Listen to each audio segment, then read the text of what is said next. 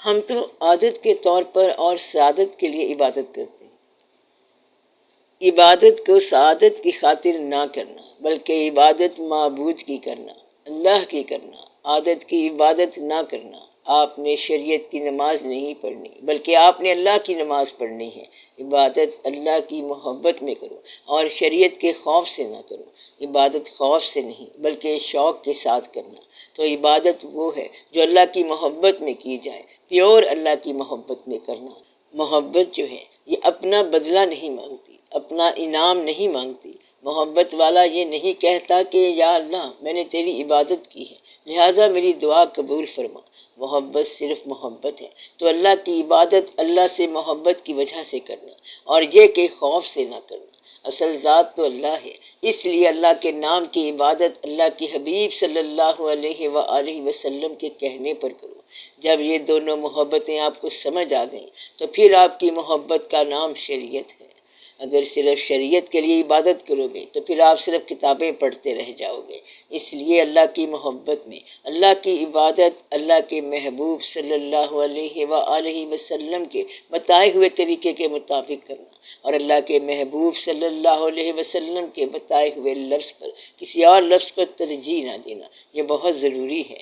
اللہ کے حبیب پاک صلی اللہ علیہ وسلم کے بتائے ہوئے راستے کے علاوہ اپنے آپ پر سب راستے بند کر دو۔ وہ راستہ ممکن ہو تب بھی بند کر دو۔ کوئی یہ کہے کہ یہ راستہ ہے تیری فلاح کا اور نجات کا تو اس کی بات نہ ماننا۔ دین کو بیچ کے دولت دنیا نہ لینا، اگر وہ مل بھی گئی تب بھی کسی کام کی نہیں ہوگی۔ اس لیے دولت آپ کو موت سے نہیں بچا سکتی، دولت آپ کو دوزخ سے نہیں بچا سکتی۔ آپ دھیان کرو، دولت کی تمنا بھی نکال دو اور اللہ کی محبت میں سفر کرو۔ یہ مختصر زندگی ہے اور بہت ہی مختصر زندگی ہے، کافی ساری تو گزر گئی ہے، باقی پتہ نہیں کتنی رہ گئی ہے۔ آپ دل سے طے کر لیں کہ ہم سچے اللہ کو مانتے ہیں، جس کو جانتے بھی نہیں ہیں۔ بس اپنا ذہن صاف کر لو، یہ کہو کہ ہم اس اللہ کو مانتے ہیں جس کا پتہ نہیں کہ وہ ہے کہاں۔ وہ بہت قریب بھی ہے اور بہت دور بھی ہے، کبھی پاس سے گزر جاتا ہے اور کبھی دور کا بھی پتہ نہیں چلتا کہ ہے بھی کہ نہیں ہے۔ یہ ہو سکتا ہے کہ کوئی آسمانوں تک اسے تلاش کرنے گیا لیکن اللہ نہیں ملا، اور کوئی زمین پر رہ کر بھی اللہ کا تقرب حاصل کر سکتا ہے۔ اس لیے اللہ کے بارے میں کوئی بحث نہیں کی جا سکتی۔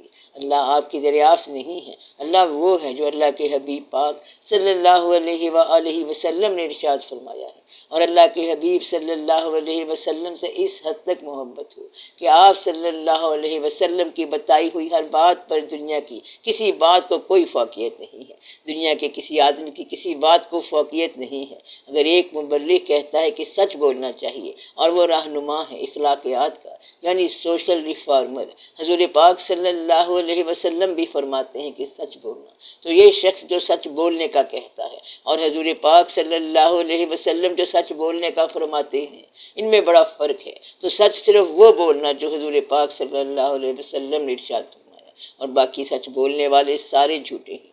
اس لیے ہمیں جو تبلیغ، تعلیم یا صداقت آپ صلی اللہ علیہ وسلم کی زبان کے ذریعے مل رہی ہے، ہم اس کو صداقت کہتے ہیں، اور باقی لوگوں کا لفظ وہی ہے لیکن وہ کسی اور زبان سے ہے، اور یہ اتنا پاکیزہ نہیں رہتا جتنا آپ صلی اللہ علیہ وسلم کی زبان سے ہے۔ اس لیے یہ یاد رکھنا کہ جو حضور پاک صلی اللہ علیہ وسلم نے ارشاد فرمایا وہی صداقت ہے اور وہی حقیقت ہے، اور آپ اس پر چلنا، بس یہی ہمارا مذہب ہے۔ باقی رہ گئی یہاں رہنے کی آرزو تو وہ تو کبھی پوری نہیں ہوئی۔ اللہ نے بار بار مثالیں دی ہیں کہ دنیا میں دولت حاصل کرنے کی خواہش کبھی نیک نامی نہیں بنی۔ زیادہ دولت کی خواہش گمراہی ہے، دبدبے کی خواہش گمراہی ہے، اور ہمیشہ ٹہرنے کی خواہش بھی گمراہی ہے۔ اس لیے اگر آپ نے اپنے آپ کو اللہ کے حوالے کیا ہے تو اس دنیا سے نکلنے کا راستہ دریافت کر لو۔ زندگی میں محبت ہی ایک راستہ ہے، اور محبت کا مرکز اللہ کے محبوب صلی اللہ علیہ وآلہ وسلم ہے۔ عبادت اور چیز ہے، عبادت ان کی خوشنودی ضرور ہے لیکن یہ آپ کی محبت نہیں ہے، کیونکہ انہوں نے حکم فرمایا کہ تم عبادت کرو، تو ہم عبادت کرتے جا رہے ہیں اور جب تک زندہ ہیں ہم کرتے جائیں گے، اس لیے کہ یہ ان کی خوشنودی ہے۔ یعنی اللہ کی اور اللہ کے محبوب صلی اللہ علیہ وآلہ وسلم کی۔ لیکن محبت جو ہے یہ آپ کے لیے رحمت ہے، دین سے محبت بھی غیر ہے، اور یہ صرف اللہ سے ہونی چاہیے، اللہ کے محبوب صلی اللہ علیہ وآلہ وسلم سے ہونی چاہیے۔ بظاہر یہ بات مشکل ہے، لیکن محبت صرف اللہ اور اس کے محبوب صلی اللہ علیہ وآلہ وسلم سے ہونی چاہیے، تو یہ محبت ہی دین ہے۔